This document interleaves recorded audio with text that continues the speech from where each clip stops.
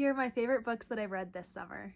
First up is Beauty and the Beach by Gracie Ruth Mitchell. This book was so funny. It's a marriage of convenience, brother's best friend, childhood friends to lovers, billionaire. Banter is incredible, so funny.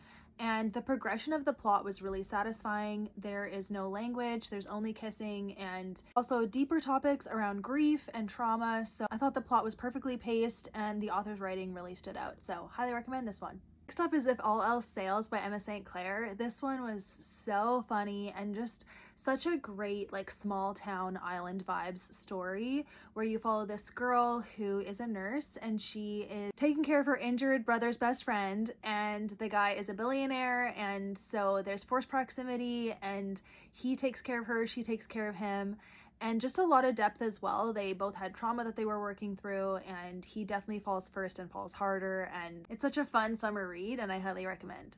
Next up, The Summer of You and Me by Denise Hunter. This one might be a tad controversial because it is a husband's brother trope, but the husband had passed away. So you follow this girl who was married, but the husband was in the army and he passed away 5 years ago. So 5 years later, she's back with her husband's family just to commemorate him.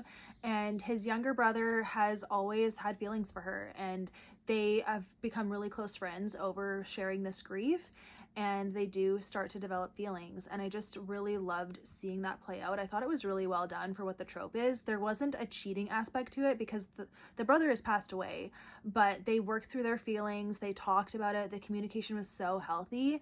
And then there is a mystery aspect to what's going on. So the two characters are working together to figure out this mystery. So that kind of gave them a purpose.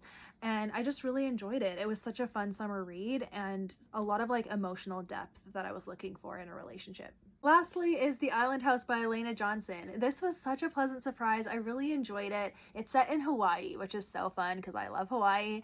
And this one is funny because this girl ends up buying a house. She's trying to escape her life, and she buys a house in Hawaii, and when she gets there, there's a guy squatting in the house. He convinces her to let him stay there until he can find somewhere to live.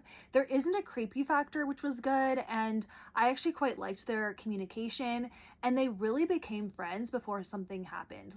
It's a short book, but they definitely had a solid foundation of a relationship and friendship before any romance happened. And the way they talked about their feelings with each other, it was just really well done. I was quite impressed.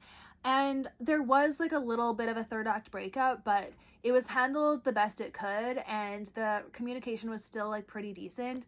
The island vibes and kind of the lightheartedness to the relationship, that was just really fun for me to read. So I did quite like this one. So these are all of the best books that I read this summer so far.